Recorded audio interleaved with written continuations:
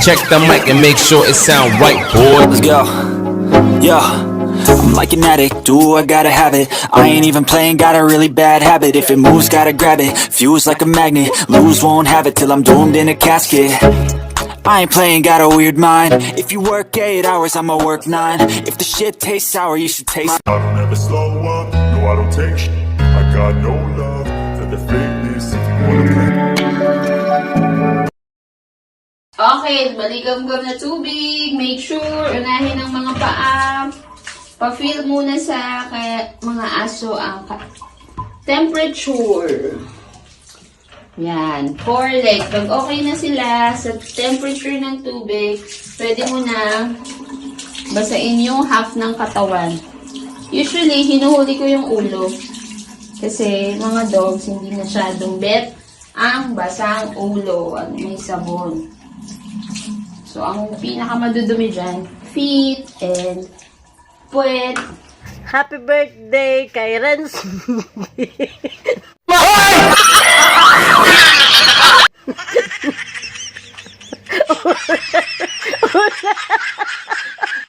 And then, pagbasa na, wala ng kalahati.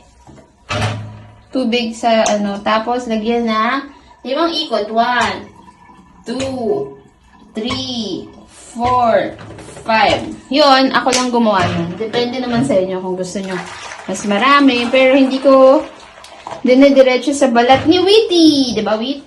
Tapos, pagka medyo na, yun. Start to lather your dog's skin. Sa taas muna ako pababa. Dahil nagmamadali. Woo! Double time. Woo! Pero usually, dahil enjoy sila sa bake time, take your time. Diba? Kasi kasama na yung massage dyan. Wait, huwag ka alis. Side. Tapos pababa, usually ako kasi para yung dumi, pinakamadumi kasi yung paa. So, yun yung mas inaano ko. Dahil tumatapak yun eh. Tapos, kinakagat-kagat nila yun. Tapos, doble, din sa puwet, kasi dun sila pumupupo. Yung buntot, massage nyo na rin. Kasi gusto nila na, minamassage pa kita ng face. Ang cute!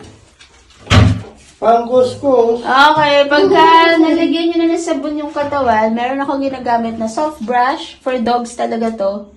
Pwede mo lagyan dito ng sabon. Gusto mo pa ng extra sabon, pa yan, ganyan. Or ako, nasabunan ko na ng kamay ko. So, i-brush na lang. Ito, gusto nila to kasi nakakakiliti. Siguro pag-aso ako. Tapos, maaalis yung mga dirt nandoon, nanonood sa mga balat.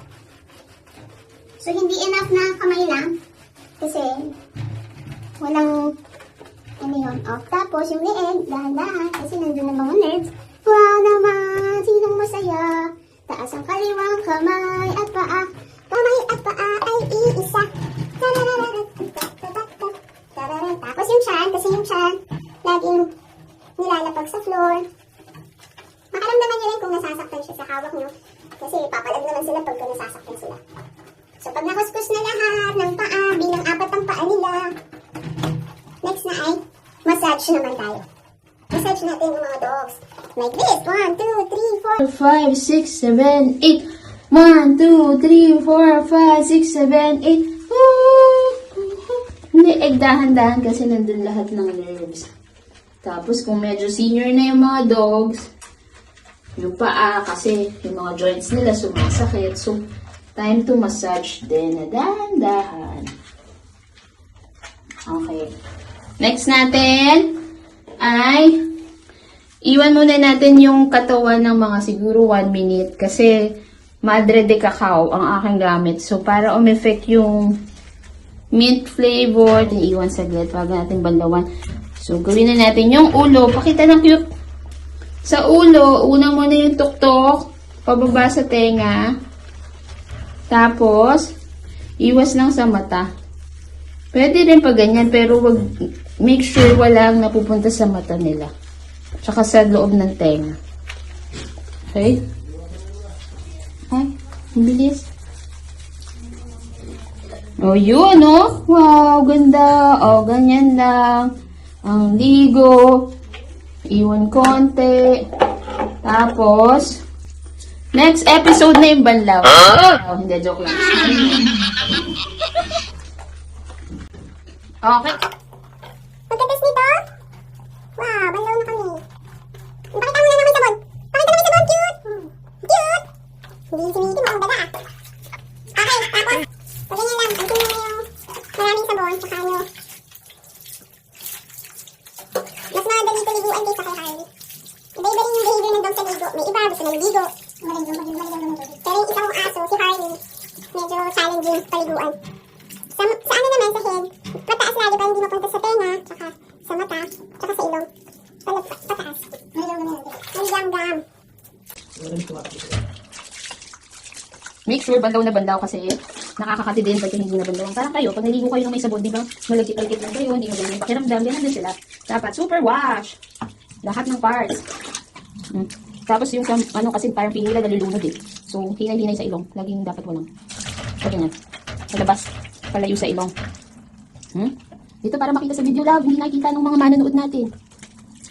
So, ganyan. Palabas sa ilong, hindi tatamaan yung ilong.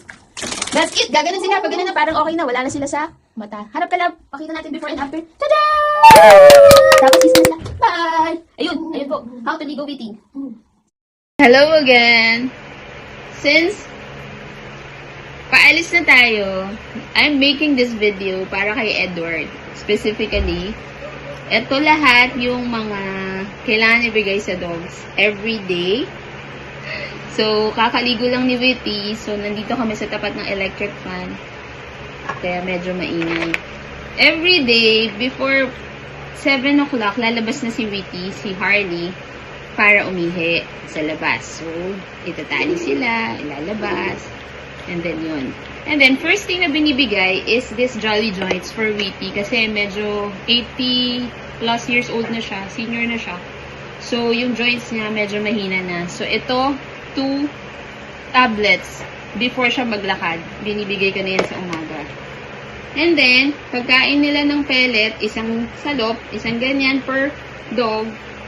Bale, lalagyan ng either topping ng tummy for immune, na this is beef, tapos merong variant na salmon.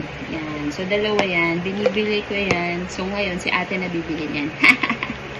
And then, pag sawa na sila dyan, pwede rin ibigay ang Royal Canine Hypoallergenic. Ginaya ko lang kay Miss Mama Riz yan. Oops, sorry. And then, alternating kasi madali silang magsawa sa mga toppings or sa food. So, pwede din mga chimken na boiled or liver na boiled din, ganyan, or mga vegetable, carrots, pwede. Ang mga bawal, raisin, cheese, chocolate, grapes, garlic, onion, yung mga panluto. So, kung pwedeng wag yung mga luto na ginigisa, bawal sa kanila yon. And then, dahil minsan kati-kati sila, no, ito daw, first time ko palang i-try, hindi ko pa nakikita yung result nito kung mawawala yung kati or mababawasan. Probiotics Meal Topper from K9 Science. So, meron akong nakastock na dalawa nito dyan. So, papacheck ko lang kung nag-work siya. And then, once a day, pwedeng midday or bago kumain ng second meal, pwede magbigay ng multivitamins. LC-Vit muna ngayon. May mga options naman yan. Supermarket or sa vet. And then, pagka minsan lang naman, merong mga blood yung dulo ng wiwi nila. Halimbawa, si Witty usually 4 times yung wiwi niya. Sa ika-4th na konti na lang, minsan may blood. So, bilin ko lang na observe yung mga wiwi and pupu. Pag sobrang iba yung itsura than usual, yun, parang baka kailangan dalhin sa vet. And then, minsan, nag-work for me or sa kanila pala. Pagka may... For example, may blood sa dulo ng mga wiwi. Third day na, nakita mo, hindi humihinto, hindi nag-change.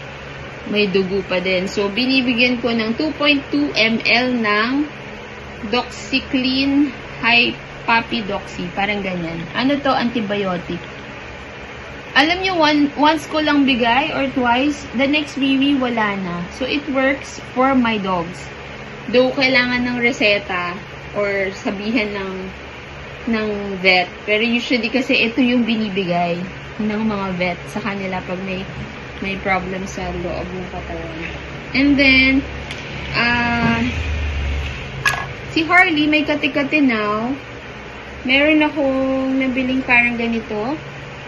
So, linisan lang. Usually, nilalanggasan ko ng bayabas yung kanyang mga kate, sugat, kung nagsugat na.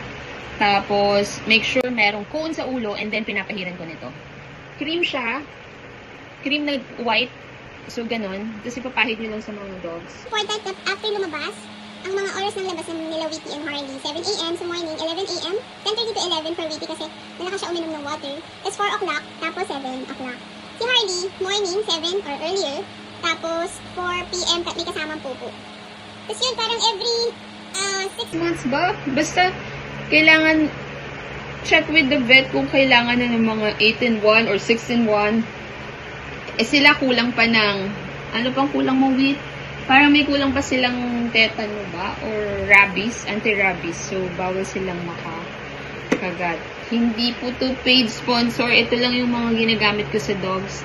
And sinishare ko para pag alis ko may guide sila anong mga ibibigay kay Wheatie and kay Harley habang lumilipad yung buhok ko. Yan po. Thank you so much. Mama. Bye.